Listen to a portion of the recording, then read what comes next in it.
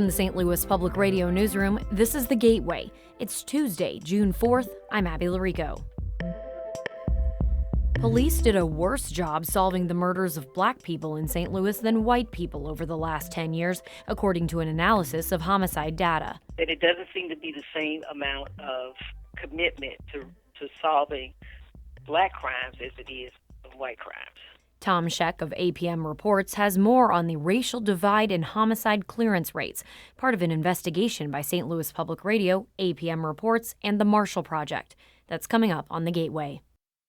The University of Missouri has filed a petition to remove the racial and ethnic criteria on at least 53 donated scholarships and funds across its 4 campuses.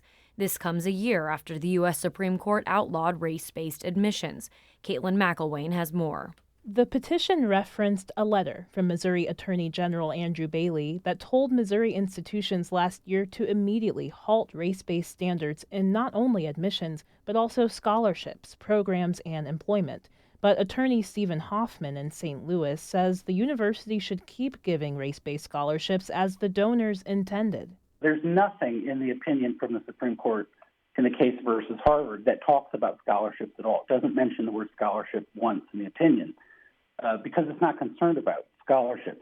That case is concerned about admission. Hoffman says it could take months for the court to reach a decision on the funds, and that some of the donors could wage a legal battle to oppose the university's petition. The university could not comment on the petition on Monday. I'm Caitlin McElwain. St. Louis officials say they are ready to combat any spike in violence that might happen during the summer. The city will keep 2 recreation centers open until midnight on Fridays and Saturdays in an attempt to give those older than 13 years old a safe place to go. Its Office of Violence Prevention will host 2 events targeting young black men who are the victims and perpetrators of most of the city's homicides. City spokesman Connor Kerrigan says that office has had success since it started in 2022. They are determined to prevent and intervene in crime before it happens. 17 people were shot in St. Louis over the weekend, 3 of whom died. The Missouri Department of Conservation is confirming the invasive northern snakehead is spreading throughout the state. St. Louis Public Radio's Madison Holcomb reports on the threat of the fish species most recently found in Wayne County. The northern snakehead can grow up to 3 feet long, has a head resembling a snake, and can breathe air, allowing it to survive for days on land. Katie O'Reilly is an aquatic invasive species specialist at the University of Illinois. She says it's important to prevent the spread of northern snakeheads before the problem gets worse. Like any invasive species, if the northern snakehead gets out of control or gets really firmly established somewhere, we can see cascading impacts on aquatic ecosystems and the things that we really value about our rivers and lakes. O'Reilly says one of the best preventive measures is to report any sightings of the fish to state conservation departments. I'm Madison Holcomb, St. Louis Public Radio.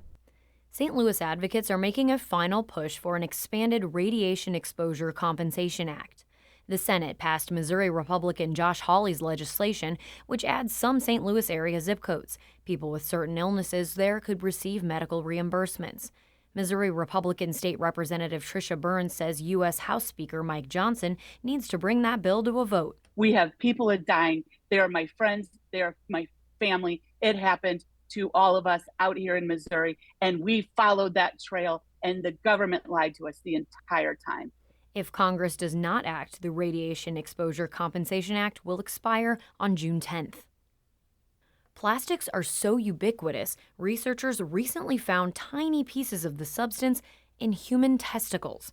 As St. Louis Public Radio's Kate Grumke reports, some local scientists are turning to nature to clean up plastic. In a lab at St. Louis University, physics professor John Potvin has an imitation whale mouth in a tub of water, filled with swirling pieces of tiny plastic. So far, so good. All right. Baleen whales use a comb-like filter feeding system to catch plankton and other tiny food. Potvin says many microplastics happen to be the same size. They have evolved the perfect instrument to catch and eat planktonic animals, and that makes them perfect as to collect microplastics. So that's the flip side of that. Potvin hopes a whale-inspired system could one day keep plastic fragments out of local streams and rivers. I'm Kate Grumke, St. Louis Public Radio.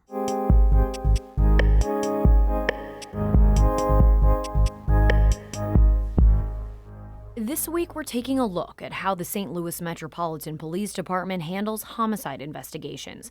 And today, we're focusing on racial disparities.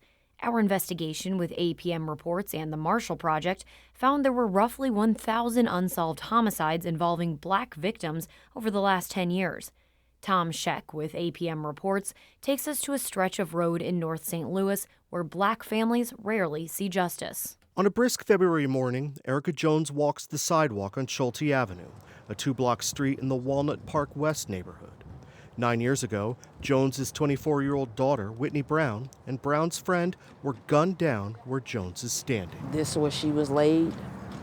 This is where the gunfire took place, right where that tree is. Jones continues to wait for police to find Brown's killer.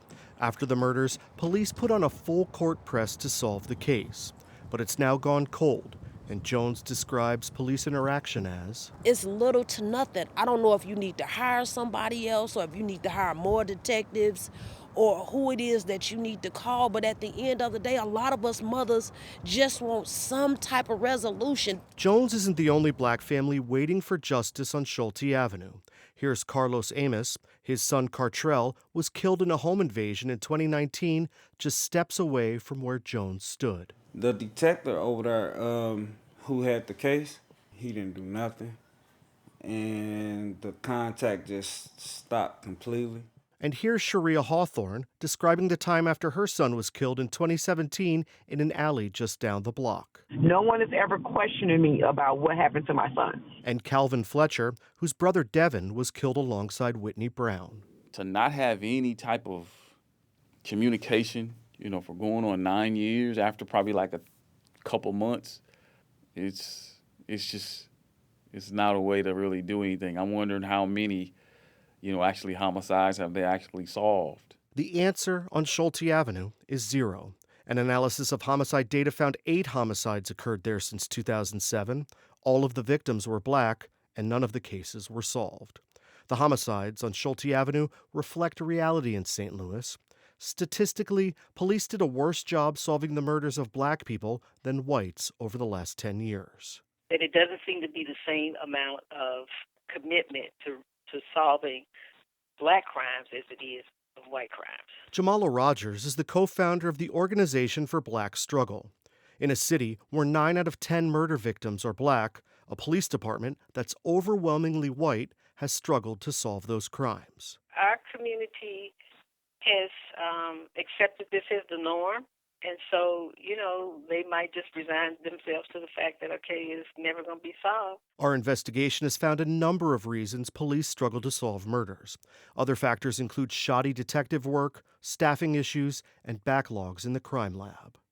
St. Louis police declined interview requests, but have said in the past that they need better witness cooperation to solve crimes. But that would require increased community trust. Todd Ross is a member of an organization of primarily black St. Louis police officers and a sergeant in the homicide unit. In a 2021 interview, he said the homicide squad is making progress, but he says they still have work to do. It's not solely just a homicide unit that looks like the community. It needs to be a homicide unit that understands the community. The city's murder rate declined last year, and police solved a greater percentage of homicides. St. Louis Police Chief Robert Tracy also says he's working to make connections across the city. But that's little solace for the relatives of the roughly 1,000 homicide victims who continue to wait for accountability. I'm Tom Scheck. You can read more of our investigation into homicide clearance rates at stlpr.org. The Gateway is a production of St. Louis Public Radio, a listener-supported service of the University of Missouri-St. Louis. Music by Ryan McNeely of Adult Fur. I'm Abby Larico, and from the St. Louis Public Radio newsroom, this has been The Gateway.